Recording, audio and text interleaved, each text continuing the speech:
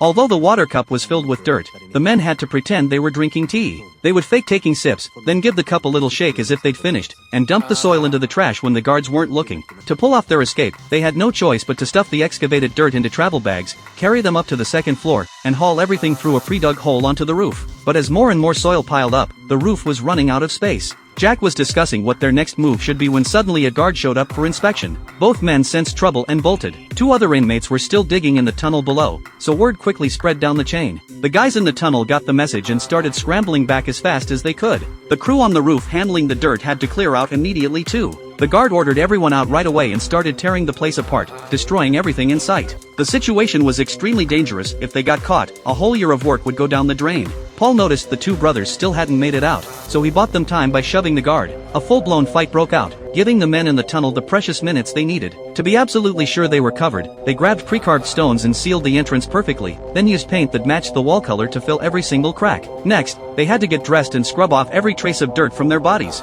By then, the fight outside had ended and everyone was herded onto the yard. The troublemakers would be forced to kneel in 100-degree heat for 5 hours straight. After that close call, they became much more careful. To avoid being spotted by other inmates, they could only move dirt during the day since nighttime was dead quiet and any noise on the roof would be heard instantly. But after more than 50 days of backbreaking work, they'd only managed to dig 5 meters. That's when Jack and the others decided to recruit more people from the prison. They shared their plan with trustworthy fellow inmates, and soon many had joined the escape effort. Jack, who'd worked as an engineer, installed light bulbs in the tunnel to solve the lighting problem. Then they started working 18-hour days, split into 6 shifts with each person working just 3 hours. To keep the guards from getting suspicious, everyone coming out of the tunnel had to thoroughly wash off the dirt. They couldn't miss even the dirt under their fingernails. And to prevent other inmates who weren't in on it from getting suspicious, they had to keep up with daily exercise and normal social activities. By staying visible and active in the general population, they avoided raising any red flags. As the tunnel grew deeper and deeper, disaster struck. Jack, who was digging at the time, suddenly went silent.